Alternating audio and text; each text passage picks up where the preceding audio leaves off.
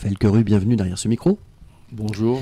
Vous êtes le président du comité de quartier de la gare à Saint-Malo, au 37 rue d'Alsace. Alors d'ailleurs, on peut en parler dès à présent parce qu'il y a un déménagement de prévu. Oui, dans le cadre de la rénovation du quartier Alsace-Poitou, donc nous étions avec des locaux mis à disposition par Émeraude Habitation depuis 40 ans, 50 ans maintenant. Et donc ces locaux sont repris par Émeraude pour aménager avec un immeuble un endroit destiné aux seniors. Et donc nos locaux sont entre guillemets réquisitionnés.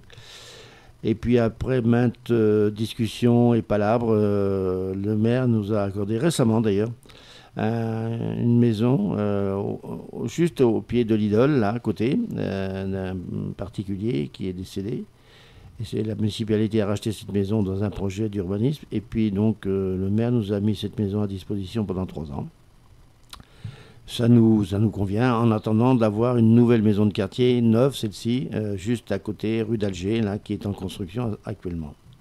Donc est-ce que ça affecte les activités du comité de quartier de la gare ? Oui. Dans quelle mesure ? Dans la mesure où toutes nos répétitions, tous nos encadres, tous nos groupes sont aujourd'hui un peu dispatchés un peu partout. Il y en a même de rendus à Saint-Méloire, les accordéonistes, et puis nous, les activités, les chorales, la gym, et pas mal de choses sont dans des maisons de quartier, à la découverte ou à l'Espérance. Et il y a combien de personnes qui profitent des activités organisées par le comité actuellement ?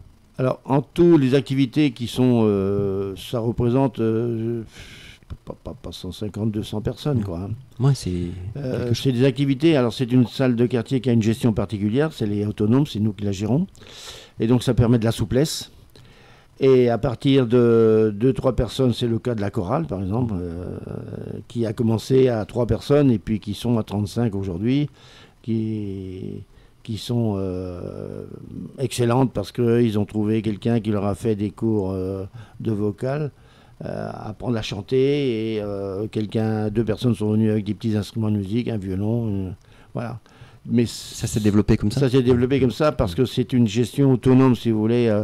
Bon, s'il y a un retard à 9h le soir, c'est pas grave, il n'y a pas de sonnerie, il n'y a pas de... Voilà, c'est libre. Les clés sont dans nos poches, quoi. Ouais. Et la chorale, elle donne des concerts, sinon ? Elle commence, ça y est. Elle commence. Là, maintenant, elles osent, parce que c'est beaucoup de femmes, se produire. C'est le cas. Ils vont en maison de retraite, ils vont maintenant sur des petites fêtes se produire. Ils prennent de l'assurance un petit peu. Tout n'arrive pas d'un seul coup comme ça. Bien sûr, faut du temps. Bien sûr. Et puis il y a de la gym, des gyms à tout niveau, des gyms pour des personnes encore sveltes, encore en forme, et puis d'autres, un autre cours qui est pour des femmes plus âgées, principalement. Enfin, il y a des hommes aussi, bien sûr. Et donc qui ont plus d'âge, et donc il faut faire plus attention, quoi. Et donc là, les cours sont décentrés ? Alors, ils sont décentralisés. Il y en a certains qu'on a perdus, d'ailleurs.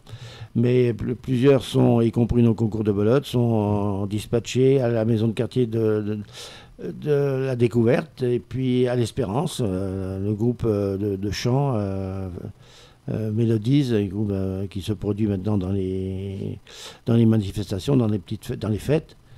Sont à l'Espérance. Et puis peut-être qu'un jour, on espère retrouver tout le monde dans 3 ans, mais dans 3 ans, c'est court, mais c'est loin aussi en même temps, quoi. Vous gardez le contact. Oui. Alors, Raphaël Querut, vous organisez avec le comité de quartier de la gare, donc les 9 et 10 août. Je précise que c'est autour de la médiathèque de Saint-Malo, une braderie brocante. C'est une braderie brocante. Il y a à la fois un mixage de particuliers et quelques professionnels et quelques semi-professionnels, parce qu'on découvre des gens qui travaillent dans la semaine et qui, pour le plaisir, font des braderies particuliers qui sont sur un thème particulier, sur du cristal. Une dame qui vient avec du cristal, par exemple. C'est très éclectique avec du vêtement neuf, du vêtement occasion. Il y a une richesse d'exposition, ce qui fait qu'elle a, à notre surprise d'ailleurs, pris de l'importance. Là, nous sommes quasi complets, sans faire beaucoup de publicité d'ailleurs, ce qui nous surprend. C'est 10 € les 2 mètres pour une journée. C'est 15 € les 2 mètres pour 2 journées. Pour 2 jours, quoi. C'est reste des prix raisonnables, hein, quand on voit un peu partout. C'est les mêmes prix déjà depuis quelques années. Nous avons abandonné le champ de course avec regret, parce que c'est vrai qu'il y a eu, c'était sympa, mais le contenu des travaux, des agencements qui ont été faits, ça n'était plus possible de continuer. Donc il reste encore quelques emplacements? Quasiment plus. Quasiment plus. Le dimanche, il nous reste quelques emplacements le dimanche parce qu'il y a quelques désistements. Ce qu'on accepte, hein, on n'est pas non plus rigoureux. Alors, une petite particularité, c'est qu'on fonctionne toujours manuellement, c'est-à-dire qu'on reçoit les gens, il n'y a pas d'informatique, il n'y a pas d'internet, il n'y a pas de tout ça. Il faut venir au comité de quartier à l'adresse que vous pouvez. Alors, pas forcément. Non. Il y a des gens qu'on connaît bien, qui sont habitués, qui téléphonent, qui s'inscrivent et qui envoient leur règlement, leur chèque, et qu'on n'encaisse pas parce que c'est toujours l'habitude. Ils le savent d'ailleurs. C'est les chèques qui sont remis après la fête et les gens ont leur place. Il y a des gens qui ont leur place depuis 3 ans. Hein. On rappelle le numéro 02 99 40 39 27. Oui. Raphaël Querue, oui. Pour les renseignements supplémentaires donc, et les inscriptions, donc on a bien compris que c'est quasi complet. Enfin, peut-être que vous aurez votre chance. Alors, petite restauration et buvette. Oui, alors on va innover un petit peu. On est resté, on sort un petit peu de l'ordinaire. Enfin, on essaye parce que on a fait une tentative une cuisse de poulet créole, ce qui a bien marché. On était un peu sceptiques. Et là, on va augmenter un petit peu, mettre un peu de l'ambiance, sortir un peu des sentiers battus. Galette saucisse Bien sûr, oui, bien sûr. On est en Bretagne. Oui. Alors, c'est cuisiné par qui d'ailleurs? Alors, nous avons deux cuisiniers. C'est un ami que je connais depuis toujours, depuis qu'il est à Saint-Malo, qui est réunionnais. On l'appelle Mamie, qui est arrivé là, je l'ai rencontré il y a 35 ans quand il est arrivé là à la fin de son service militaire, qui est toujours là, hein, bon pied bon oeil, qui est un solide, et puis un deuxième qui s'est greffé, voilà. On a beaucoup de gens qui restent très longtemps d'ailleurs, c'est vrai que c'est un fonctionnement un peu particulier. Il y a des équipes par exemple qui font le convoyage au Resto du Cœur, hein, qu'on fait toujours, ce qui nous permet nous alors déjà il y a des gens sur le quartier, des gens qui bénéficient du bus pour quitter, pour aller au Resto du Cœur, avec peu de moyens ou pas de moyens du tout d'ailleurs. Et puis ça nous permet d'avoir un contact un peu avec une des populations qui sont défavorisées quand même. C'est là qu'on perçoit avec l'équipe des Restos du Cœur les difficultés de personnes qui se retrouvent dans l'embarras, dans les besoins. Ils sont isolés, ces gens? Il y a beaucoup d'isolés. Enfin, des familles, des hommes, des femmes d'ailleurs. Ce qui me surprend, des jeunes femmes qui sont là dans des conditions pécuniaires et psycho difficiles, quoi.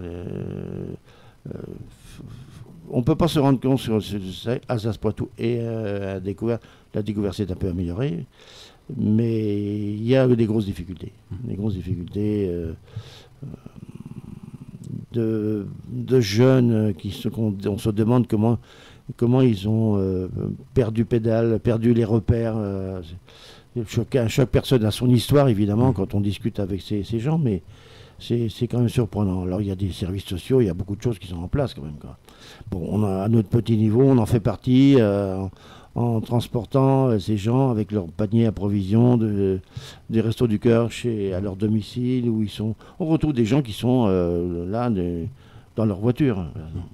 Et l'enjeu, c'est de sortir, de rompre cet isolement, cet éloignement des services Ça fonctionne, parce que les services sociaux... alors, il y a la formule en disant « et toi, le ciel t'aidera », bien sûr. Il faut que la personne le veuille. Mais en même temps, il faut aussi donner des petits moyens, des petites choses. Ça prend du temps. Ça prend du temps. Ouais. Ça prend du temps et ça prend de la confiance. Oui, mais nouer cette relation de confiance. Y compris pour des jeunes qu'on a, nous, à notre niveau, jeunes de quartier. Hein.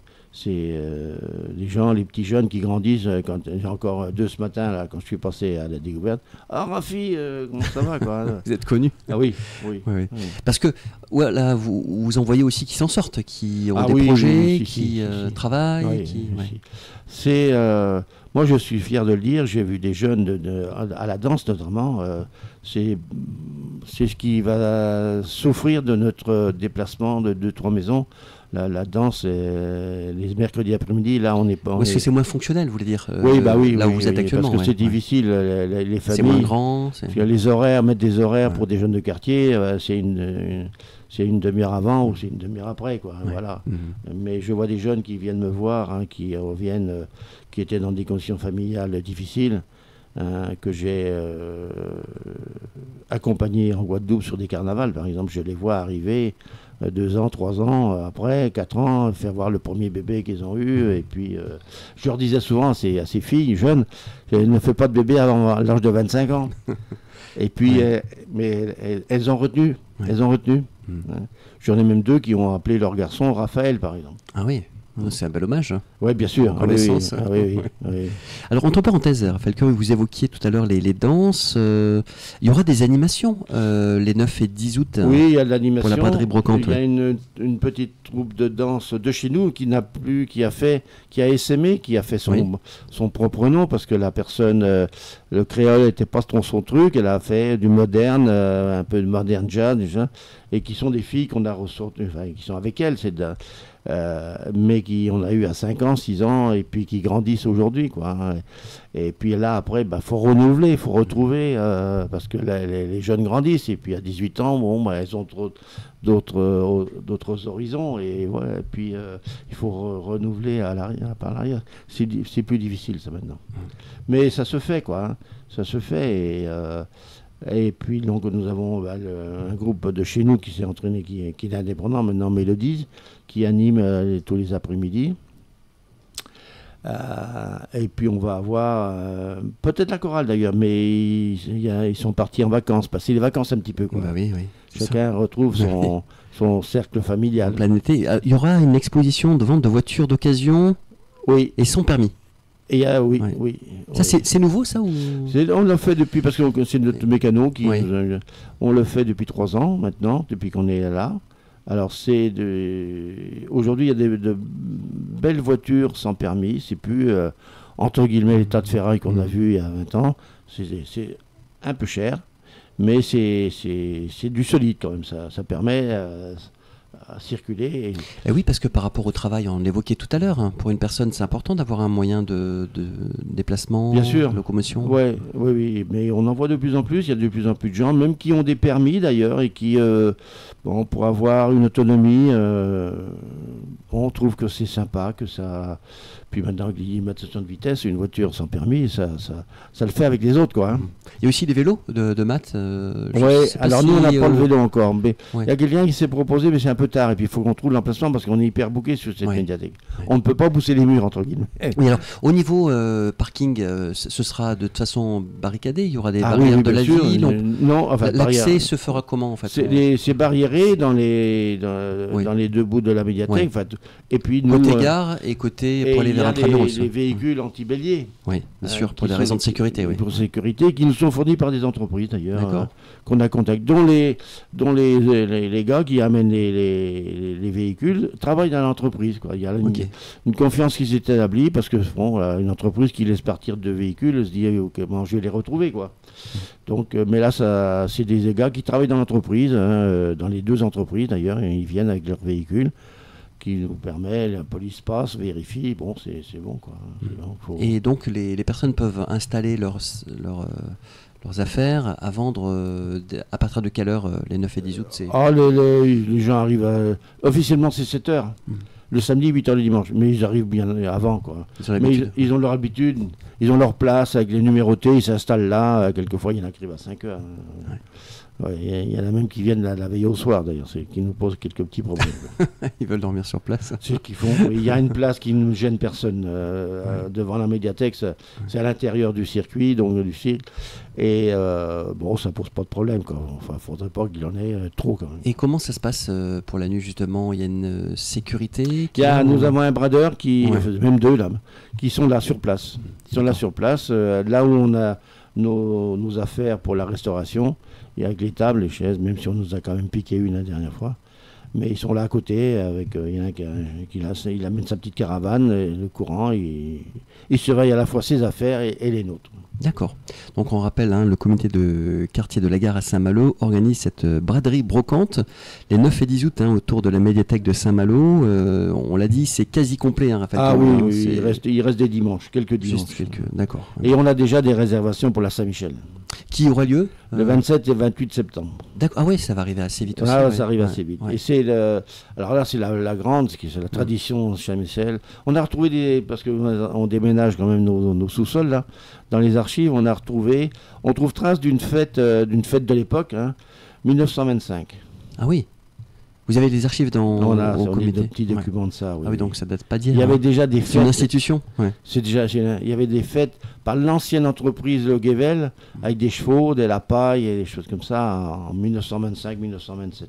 On a des documents. C'est une info intéressante. Merci beaucoup, Raphaël Quereau, d'être venu en tant que président du comité de quartier de la gare. Et on souhaite un bon succès pour cet événement. Merci. Je n'en doute pas qu'il sera là. À bientôt. Merci bien. Au revoir, Raphaël Quereau. Au revoir.